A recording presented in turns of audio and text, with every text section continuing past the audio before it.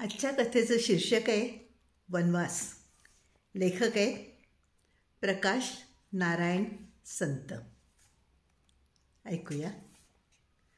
शाळा सुटली तेव्हा मला इतकी भूक लागली होती की असेच डोळे अगदी घट्ट मिटून घ्यावेत आणि घराकडे पळत सुटावं असं वाटत होतं. म्हणजे मग आम्हाला रस्त्यातलं काहीही दिसायला नको आणि ते पाहण्यासाठी थांबावंसं वाटायलाही नको. कारण आम्ही एकदा दोन्ही हात डोक्यावर ठेवून आणि उजवा पाय डाव्या पायावर ठेवून रस्त्यात मॅडसारखे उभे राहिलो ना की मग राहिलोच. मग आम्हाला घरी जायला उशीर झाला की आजी अगदी कुचकेपणाने विचारते, हां आज काय आणि कुठे कुठे विठोबा केला होता? ज्ञानात रोज भरच पडत चालली असेल नाही बुटलेरांच्या. बुटलेर म्हणजे सर्वात शहाणा साहेब बरं का. मॅडच आहे झालं. पण आजी असं काही म्हणाली म्हणजे ते ऐकलंच नाही असं दाखवताना इतकं वाईट वाटतं. पण काय करणार. खरं म्हणजे विठोबा व्हायला मला अजिबात आवडत नाही. पण ऐनवेळी आमच्या काही लक्षातच येत नाही. कर्णाप्रमाणेच जरा कुठे माणसं उभी राहिलेली दिसली की झालं, आमचे पाय तिकडे वळलेच म्हणून समजा. आणि एकदा आमचे पाव तिकडे वळले की मग काय झालंच.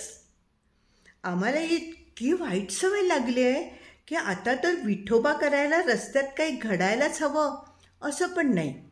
कुठे एखादा पोस्टमन पेटीतून पत्र काढताना दिसला किंवा एखादा दुकानदार मॅडसारखा फुगा फुगवताना दिसला किंवा त्यापेक्षा म्हणजे कुठे एखादा कुत्रा 3 पाय त्रिभुवनी 1 पाय गगनी असा करीत असला तरी आम्ही आमचं दप्तर खांद्यापर्यंत वर चढवून डोक्यावर दोन्ही हात ठेवून आणि उजवा पाय डाव्या पायावर ठेवून मॅडसारखे उभे राहिलोच म्हणजे समजा.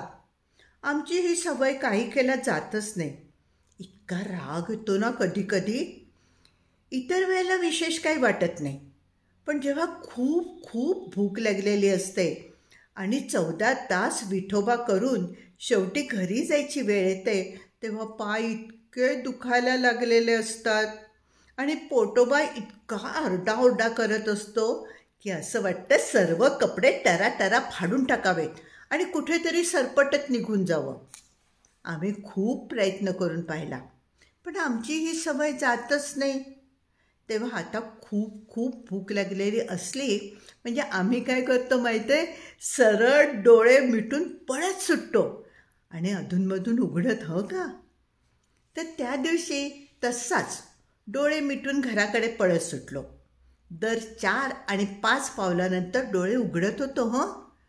वाटेत एका ठिकाणी 4 पावलानंतर कुणाशी तरी ठो होणार असं वाटलं म्हणून एकदम थांबून डोळे उघडून पाहिलं तर समोर सबंध अंगाला हळदच हळद लावलेली एक म्हातारी माझ्याकडे टक लावून पाहत उभी असलेली दिसली. आम्ही इतके भ्यालो की तसेच उभे राहिलो. त्या म्हातारीचं सर्व अंग पिवळं दिसत होतं आणि डोळे ते मात्र कवड्यांसारखे पांढरे पांढरे दिसत होते. ती एकदम माझ्याजवळ आली आणि तिनं आपल्याकडच्या एका तेलकट पिशवीतून चिमटीभर हळद काढून माझ्यासमोर धरली. आम्हाला काय करावं काही कळेच ना. विठोबा करण्यासाठी डोक्याकडे जाणारे आमचे हात एकदम खालीच आले. तिच्या डोळ्यांकडे पाहिलं म्हणजे शाईचे डाग पडलेले 2 पांढरे खडू माझ्या डोळ्यात कोणीतरी खुपसत आहे असं वाटायचं. भीतीमुळे आमची चड्डी पायावर घसरायला लागली. इतक्यात ती बाई कर्कशपणे ओरडली, डोकं लाव, डोकं लाव. आम्ही घाबरून तिच्या हाताला डोकं लावलं. तिचा हात कसा गार लागला एकदम. त्यानंतर आम्ही पळायच्या बेतात होतो. पण ती पुन्हा ओरडली, नमस्कार कर रे, नमस्कार कर. आम्ही इतके भिवून गेलो होतो की पटकन तिला नमस्कार केला. मग ती एकदम कर्कशपणे हसली आणि म्हणाली, अंडा गुड गुड गुड अंडा गुड. म्हणजे म्हणजे काहीतरी कानडीत बोलली हो. आम्ही तसेच तिच्याकडे पाहत उभे राहिलो. तर ती परत ओरडली, अय्य काय बघतलायस रे अप्पा. हो ग नडी. तिच्या त्या आवाजाने आम्ही इतके भ्यायलो होतो की गळालेली चड्डी वर ओढून आणि दप्तर पाठीवर टाकून आम्ही शंकराचा जप करत घरी पळत सुटलो. घरी आलो तेव्हा तर भूक भयंकर लागली होती. घरचा पुढचा भला मोठा दरवाजा बुवा उघडाच होता. आत शिरलो तर सोप्यात अंधार पडला होता. दप्तर माझ्या कपाटात ठेवायचं होतं, पण कंटाळा आला होता आणि आजोबाही कुठे दिसत नव्हते, म्हणून तसंच टाकलं सोप्यात आणि आत निघालो. आत जाता जाता आजोबांच्या डेस्कवर 4-5 फुटाणे पडलेले माझ्या चाणाक्ष डोळ्यांना दिसले. चाणाक्ष माधव या गोष्टीमधले माधवचे डोळे असेच चाणाक्ष होते. पण ते दिसेपर्यंत आम्ही माझघराच्या दारापर्यंत जाऊन पोचलो होतो. परत मागे फिरून ते खाऊन टाकावे तसा विचार होता, परंतु भूक इतकी लागली होती की पुन्हा दिशा बदलून मागे फिरायचा अगदी कंटाळा आला होता, म्हणून तसाच आतमध्ये गेलो. आमचं माझघर म्हणजे नुसतं माझघर आहे. खूप अंधार असतो तिथे, मॅडसारखा. माझघरातून स्वयंपाकघरातला पाण्याचा भला मोठा हंडा दिसत होता. त्या हंड्यावर कसला तरी लाल लाल प्रकाश पडला होता आणि तो सारखा हलत होता. चुलीतला धूर गडबडीने स्वयंपाकघराच्या दारातून माझ्याकडे माझघरात येत होता.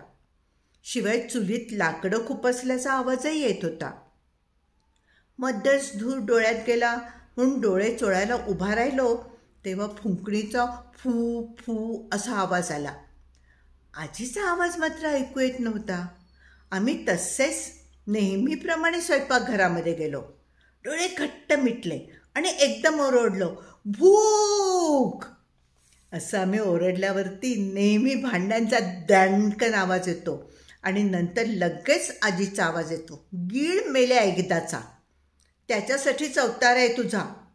तोपर्यंत मी डोळे उघडत नाही, कारण आजीचा रागीत चेहरा दिसला म्हणजे भीती वाटते, पण नंतर उघडले ना म्हणजे काही वाटत नाही.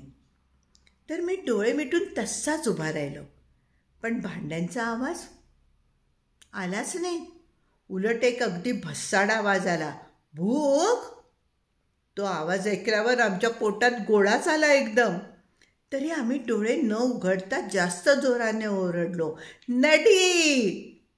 पुन्हा आजीच्या आवाजाऐवजी तोच भसाडा आवाज आला, नडी. नाटकातल्या घटोत्कचासारखाच आवाज होता तो. डोळे उघडायची भीती वाटत होती, पण तसेच उघडले भीमाचं नाव घेऊन. तर समोर आजी नेहमी बसते त्या चुलीकडच्या पाटावर पांढरा शुभ्र शर्ट घातलेला आणि धोतर नेसलेला काळा कुळकुळीत आणि तिरळा माणूस बसला होता. त्याच्या तोंडावर लाल प्रकाश पडला होता आणि तो कसा तरीच दिसत होता. मला एकदम मॅडसारखं वाटलं. आजी अशी काय दिसते आज? आणि मग मी एकदम भ्यायलो, इतका भ्यायलो, पाय लटपटायला लागले आणि पोटात कसं तरीच व्हायला लागलं. पण हलायची भीती वाटत होती. त्या पुरुषाच्या एका हातात फुंकणी होती आणि दुसऱ्या हातात झारा होता. जवळच लाह्याचं पीठ कालवून ठेवलं होतं. आजीला असं कुणी करून टाकलं म्हणून आमच्या तोंडातून शब्दोबच बाहेर पडेनात. तेव्हा त्या पुरुषाने हातातल्या फुंकणीनेच एक पाय जमिनीवर आडवा पाडला, अगदी आजीप्रमाणेच, आणि तो म्हणाला, बसा. त्याने बसा म्हटल्यावर आमची खात्रीच झाली. मला एकदम चाणाक्ष माधवची आठवण झाली. मी एकदम माझा डाव्या पायाचा अंगठा जमिनीवर टेकवला, उजव्या हाताची 5ही बोटं जुळवली, अगदी चाणाक्ष माधवप्रमाणेच, आणि परत एकदा आजीला हाक मारली, आजी. मला वाटलं आजी आता ओ देईल आणि मला सगळं सांगेल, पण तो कोपऱ्यातला पुरुष भसाड्या आवाजात म्हणाला, आजी. त्या लाल प्रकाशात त्याचा तो तिरळा डोळा चमकला आणि मला एकदम मगाची ती पिवळी म्हातारी आठवली आणि आम्ही इतके भेलो की आमचं जे झालं ते झालं. आम्ही चाणाक्ष माधव वगैरे सगळं काही विसरलो आणि सरळ पाठ फिरवून पळत सुटलो. सोप्यातून बाहेर येताना आजोबांच्या डेस्कवर 3च फुटाणे सापडले. ते खाल्ले आणि बाहेर आलो आणि तसाच सुमीच्या घराकडे पळत सुटलो. मात्र डोळे उघडे ठेवून कारण आमच्या आजोबांनी बागेतली फुलं कोणी चोरून नेऊ नयेत म्हणून सगळीकडे काटेच काटे पसरवून ठेवले आणि ते नुसते इकडे तिकडे सुस्तपणे पसरलेले असतात. आम्ही जरा डोळे मिटले की त्यातला एखादा चाणाक्ष काटा आमच्या पायात गेलाच म्हणून समजा. मग चाणाक्ष सुमीशिवाय तो कुणालाच निघत नाही. आणि तोपर्यंत आम्ही लंगडायला लागलो की आमच्या शाळेतली सगळीच्या सगळी चाणाक्ष मुलं आमच्या मागून मागून ओरडत हिंडतात, लंगड मेरी चाव चाव, लंगड मेरी चाव चाव. मग त्यांच्या पुढून लंगडताना आम्हाला इतकी लाज वाटते. आमच्या फाटकातून बाहेर पडायच्या आधी रस्त्यावर नीट पाहून घेतलं. रस्त्यावर कुणीच नव्हतं. सगळेच मॅड कुठे गेले होते ते श्री शंकरालाच माहीत. बिचारा गुंडीमठ तसाच एकटा पडला होता. म्हणून त्याला मनातल्या मनात सांगितलं, मी आहे तुला. तर गुंडीमठ म्हणजे त्या रस्त्याचं नाव गुंडीमठ रस्ता आहे. माझ्याकडे पाहून हसल्यासारखं वाटलं. त्याचे ते खड्डे वगैरे पाहून मला एकदम दयाच आली त्याची. त्याच्याशी बोलावंसं वाटत होतं पण भीती वाटत होती. तसाच पुढे लपत सुमीच्या फाटकापाशी आलो. सुमी घराच्या पायरीवर आपल्या भोवती परकर पसरून, गुडघ्यावर कोपट ठेवून आणि तळहातावर हनवटी ठेवून ऐटीत बसली होती. तिने उजव्या हाताची 4 बोटं सरळ केली होती आणि अंगठा आत मुडपला होता.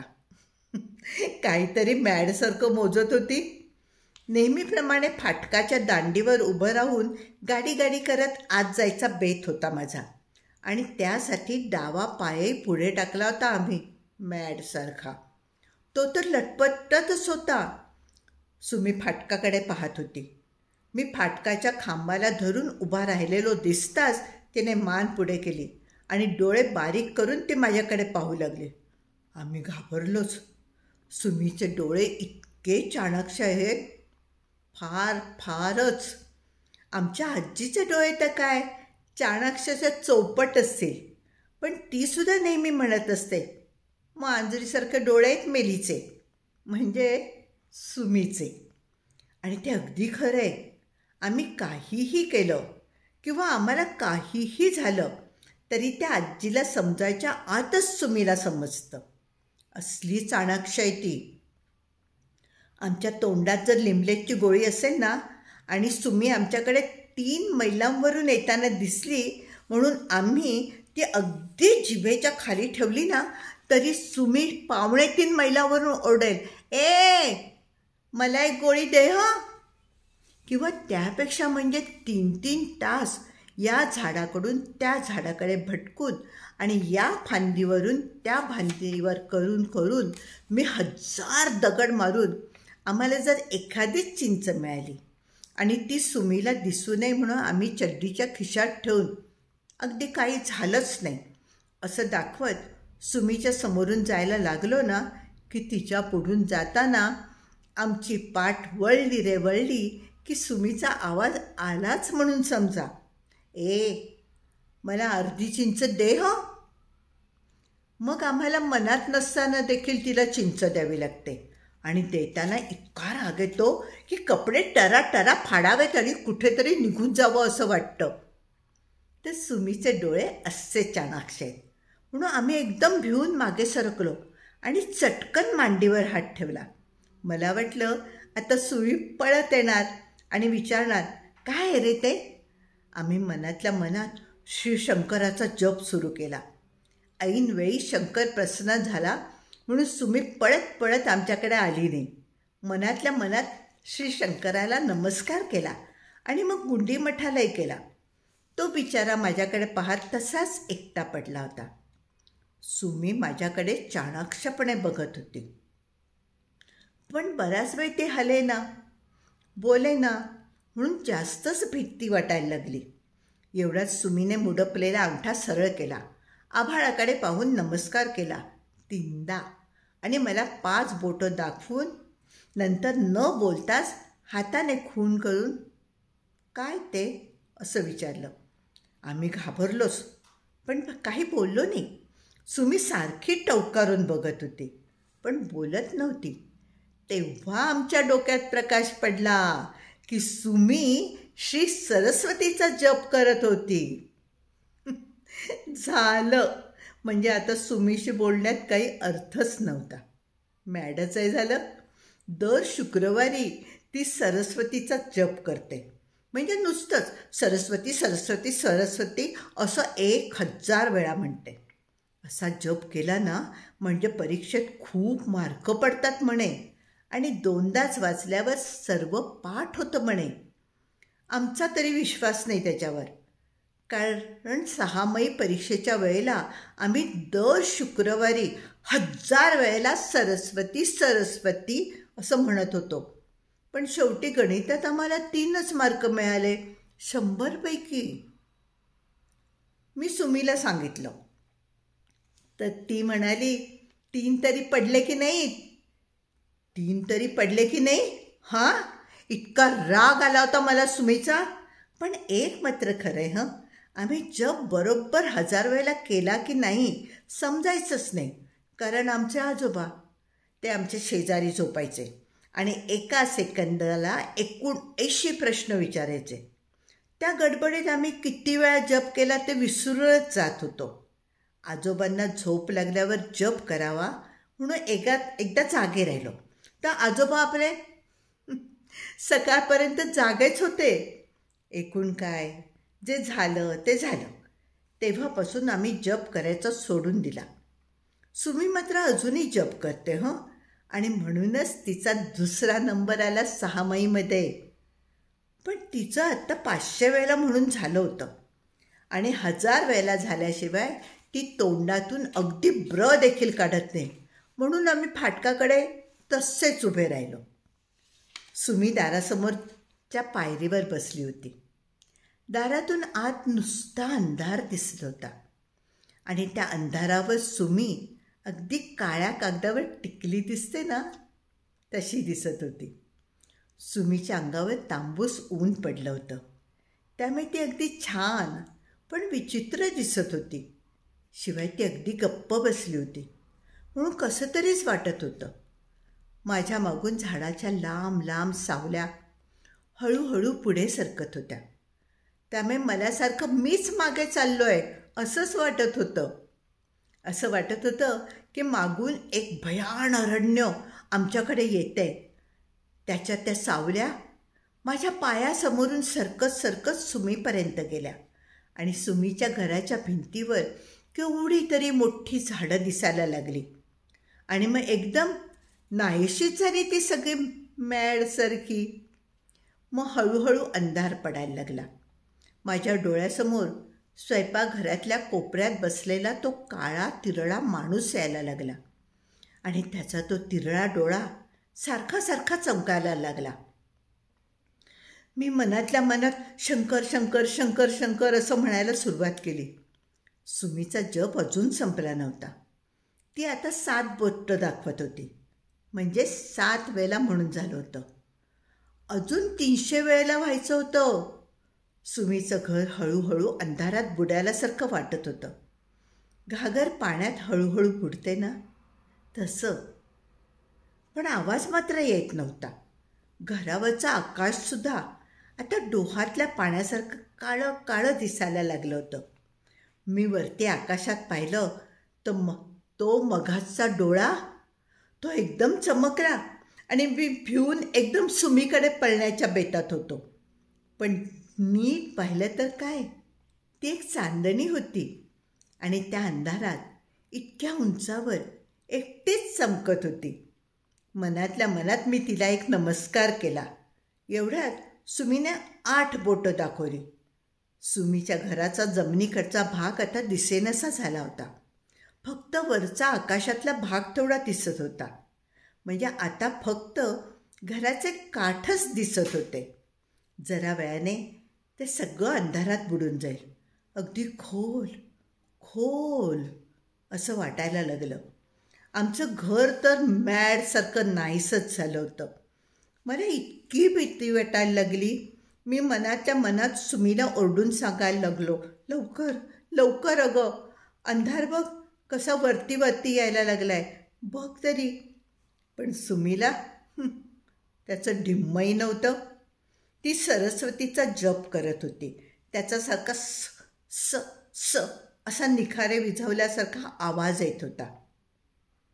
त्याचा मला केवढा तरी धीर वाटत होता. हळूहळू सुमीचं घर अगदी अंधुक अंधुक दिसायला लागलं. मी मागे वळून पाहिलं तर गुंडीमठ अगदी दिसेनासा झाला होता. मला वाटलं तो निघून गेला कुठेतरी, पण पायाने चाचपून पाहिलं तर तिथेच होता, म्हणून खूप बरं वाटलं. बाजूला सगळीकडे अंधारच अंधार झाला होता. मी सोनेरी किड्याला काड्याच्या पेटीत ठेवतो तसं मलाही कुणीतरी एका भल्या मोठ्या पेटीत ठेवलं आहे असं वाटायला लागलं. आणि ते एकदम हलवल्यासारखा आवाज आला, म्हणून मी ओरडणारच होतो, पण लगेच लक्षात आलं की तो ढगांचा गडगडाट होता. तेव्हा एकदम छान वाटलं. इतक्यात एकदम जोरात वारा व्हायला लागला. अंधारात न दिसणारी झाडं एकदम मॅडसारखी शुक शुक शुक शुक असा आवाज करायला लागली. एक पाकोळी कुठून तरी आली आणि एकदम माझ्या आणि सुमीच्या मध्ये फेऱ्या घालायला लागली. मॅडसारखी. दूर कुठेतरी सारखा सारखा गडगडाट होत होता. झाडांचे आवाज मोठे मोठे होत होते आणि अचानक मला एकदम थंडी वाजायला लागली. सृष्टीवर अंधाराचं साम्राज्य पसरलं होतं. वारा अगदी पडला होता. झाडांची पानंसुद्धा अगदी स्तब्ध होती. मधूनच एखादा पक्षी दूर कुठेतरी कर्कश ओरडत होता. त्याचा तो आवाज, ती नीरव शांतता कापत जात होता. आकाशात एकच चांदणी चमकत होती. ती माधवला धोक्याचा इशारा देत होती. एवढ्यात माधवला थंडी वाजू लागली. त्याने आजूबाजूला पाहिलं ते एक अगदी जख्खड म्हातारी जवळच्याच दगडावर उभी असलेली त्याला दिसली. पाहता पाहता तिने आपला पिवळा हात एकदम पुढे केला आणि माधवच्या खांद्यावर ठेवला.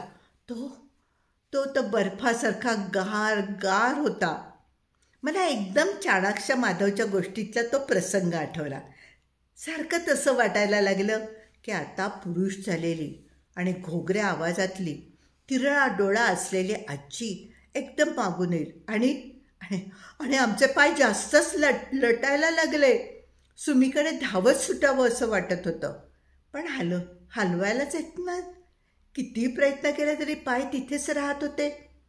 मला मॅडसारखं एकदम वाटलं की माझा पुतळाच झाला आहे आणि हा विचार मनात येताच आम्हाला हातही हलवायला येईना. थंडी सारखी वाढत होती. एवढ्याच सुमीचा जप संपला. ती एकदम पायऱ्या उतरून धावत माझ्याजवळ आली. जमिनीवरची माती चिमटीत धरून तिने आपल्या गळ्याला लावली. एकदा नमस्कार केला आणि एकदम ओरडली, लंपू. आम्ही खूप बोलायचा प्रयत्न करत होतो, पण आमच्या घशातून आवाजच बाहेर पडत नव्हता. नुसता गुट गुट गुट असा आवाज यायला लागला. तेव्हा सुमी जास्तच घाबरली. ती पुन्हा ओरडली, लंपन. सुमी अशी घाबरली तेव्हा आम्ही जास्तच घाबरून गेलो. इतक्यात कडकडाट झाला आणि एकदम लक्कन वीज पडली. वीज पडली तेव्हा माझ्या समोरची सुमी मला अगदी स्पष्टपणे दिसली आणि नंतर एकदम दिसेनाशीच झाली. मी एकदम ओरडलो, सुमे, आणि तिचा हात धरला. मी तिचा हात धरला तर ती एकदम घाबरून किंचाळलीच आणि ती किंचाळली म्हणून आम्ही जास्तच घाबरून गेलो. इतक्यात लांबून तो भसाडा आवाज ऐकू आला, लंपो, ए लंपो. आम्ही दोघांनी एकमेकांचा हात अगदी घट्ट धरला. तो आवाज हळूहळू मोठा व्हायला लागला. आमच्या फाटकाचं दार किरकिरलं. तेवढ्यात पुन्हा वीज पडली आणि त्या प्रकाशात सुमी माझ्याकडे मोठे डोळे करून पाहताना दिसली. मी एकदम मॅडसारखं सुमीला म्हटलं, सुमे, आजीचा आवाज आहे तो. ती एकदम पुरुषासारखीच दिसायला लागली आहे. ते ऐकताच सुमी अशी किंचाळली आणि आम्ही जास्तच घाबरून गेलो. एवढ्यात गडगडाट झाला. पाऊस पडायला लागला. पावसाचा कसा तरीच आवाज यायला लागला आणि त्या आवाजात तो भसाडा आवाज ऐकू आला, लंपो, ए लंपो. किती जवळनं आल्यासारखा वाटला तो. आम्ही हात जास्तच घट्ट धरले तर एकदम एक रातकिडा मॅडसारखा ओरडला. सुमीचा हात थरथरत होता. जरा वेळाने कुठेतरी पाय वाजल्याचा आवाज आला आणि सुमी एकदम, चल मारुतीच्या देवळात चल, असं म्हणाली. आम्ही मॅडसारखं देवळाकडे पळत पळत जायला सुरुवात केली. कसेबसे देवळात आलो. देवळात एक पणती मिणमिणत होती. कसला तरी वास भरून राहिला होता. पणतीच्या त्या प्रकाशात तांबड्या लाल मारुतीचे डोळे कसे पांढरे पांढरे दिसत होते. त्याला पाहिल्यावर एकदम रडूच यायला लागलं. आम्ही साष्टांग नमस्कार घातला आणि जमिनीवर नाक लावून तसेच पडून राहिलो. माझी छाती मॅडसारखी धडधडत होती. माझ्या शेजारीच सुमी होती. तिचा श्वासोश्वास जोरजोरात चालला होता.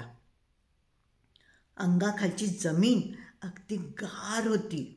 देवळाच्या पत्र्यावर पावसाचा आवाज येत होता आणि जळणाऱ्या पणतीचा टिक टिक टिक असा आवाज येत होता. जरा वेळाने पुन्हा पावलांचा आवाज यायला लागला. अगदी लांबून ती पावलं अगदी जवळ यायला लागली.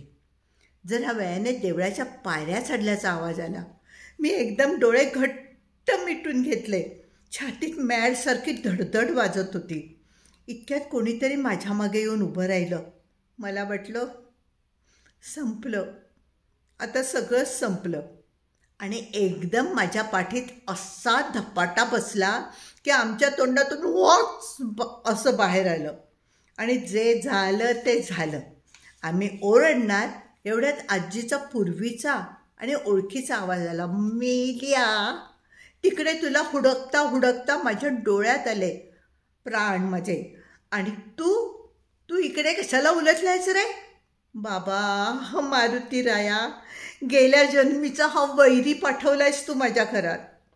सोडव रे, सोडव बाबा ह्या जाचातून मला. आणि पुन्हा एकदा धाप असा आवाज आला. म्हणजे आमच्याच पाठीवर आजीचा आवाज सारखा येत होता. खरं म्हणजे आम्हाला इतकं लागलं होतं, अगदी रडकुंडीला आलो होतो आम्ही. तरी पण आजीच्या पूर्वीच्या आवाजामुळे इतकं छान वाटत होतं. पण डोळे उघडायची भीती वाटत होती. असं वाटत होतं की त्या पुरुष झालेल्या आजीनेच असा मायावी आवाज तर काढला नसेल ना. आणि तो मायावी पुरुष आजीच्या आवाजात बोलताना दिसला तर मग काय, संपलंच आमचं सगळं. बराच वेळ झाला तरी आजीचा आवाज येतच होता. पोटाला जमिनीचा गारगार स्पर्श होत होता आणि मॅडसारखं छानच वाटायला लागलं होतं मला. पाऊस पडायचा थांबला होता आणि सगळीकडे कसं अगदी शांत शांत वाटत होतं. म्हणजे आजीचा आवाज सोडला तरच मला सारखं वाटत होतं की तो पुरुष देवळात आल्यामुळेच त्याचा आवाज परत आजीसारखा झाला आहे आणि देवळातून बाहेर पडताना पुन्हा पूर्वीसारखा होईल. आणि म्हणून मला भीती वाटत होती. पण तो आवाज म्हणजे आजीसारखा आवाज सारखा सारखा सांगत होता, उठ की रे मेल्या, किती अंत पाहशील माझा. आणि म्हणून कसं तरीच वाटायला लागलं मला. मास्तर सारखे प्रश्न विचारत असूनही उत्तर देता येत नसताना वाटतं ना, अगदी तसं वाटत होतं मला. शेवटी अगदी शंकराचं नाव घेऊन डोळे बारीक करून पाहिलं तर काय, अगदी खरी खुर्री आजी होती माझ्या मागे उभी आणि तिच्या डोळ्यातून सारखं पाणी येत होतं. ते पाहताच सर्व विसरून मी तिला एकदम मिठीच मारली आणि रडायला यायला लागलं. सुमिता काय अगदी जोरात रडायला लागली होती. म्हणून आम्हाला जास्तच रडायला यायला लागलं. रडून रडून जरा बरं वाटायला लागलं होतं. एवढ्यात देवळाच्या बाहेरून तो भसाडा आवाज आलाच, लंपो, ए लंपो. मला एकदम मॅडसारखं वाटलं की आजीच बाहेर जाऊन बोलते. आम्ही भिवून एकदम जास्तच घट्ट मिठी मारली तर काय, आजी देवळातच होती. जरा वेळाने तो आवाज एकदम देवळात आला आणि त्याबरोबर तो काळा आणि तिरळा माणूसही. मी त्याला पाहून ओरडणार होतो आणि मॅडसारखा आ पण पसरला होता, पण त्याआधीच तो एकदम ओरडला, अय्यो कुठे गेलेला तो लंपू, केवढं हुडकलं तुम्हाला मी. आणि तो एकदम माझ्याजवळ आला. मी पुन्हा ओरडणार एवढ्यात सुमी ओरडली, अय्या बाबूराव तुम्ही कधी आलात. आणि नंतर आजी ओरडली, बाब्या मेल्या, आल्या दिवशीच लेकराला वनवास घडवलंस की रे. आणि मग आजी जे बोलली ते बोललीच. आमचे डोके का कसे मुंग्या आल्यासारखे झाले होते, काही विचार करताच येईना आम्हाला. एवढ्यात बाबूराव नाही म्हणजे त्या काळ्या आणि तिरळ्या माणसाने मला एकदम उचलून घेतलं आणि मॅडसारखा म्हणाला, पापम केवढा वनवास घडवलो मी तुम्हाला. मी त्याच्याकडे पाहिलं तर त्याच्या त्या तिरळ्या डोळ्यामधून पाणी येत होतं. वनवास म्हणजे कैकेयीने रामाला दिला तसा वनवास की माझ्याच मॅड मनाने मला दिलेला. मला काही समजतच नव्हतं.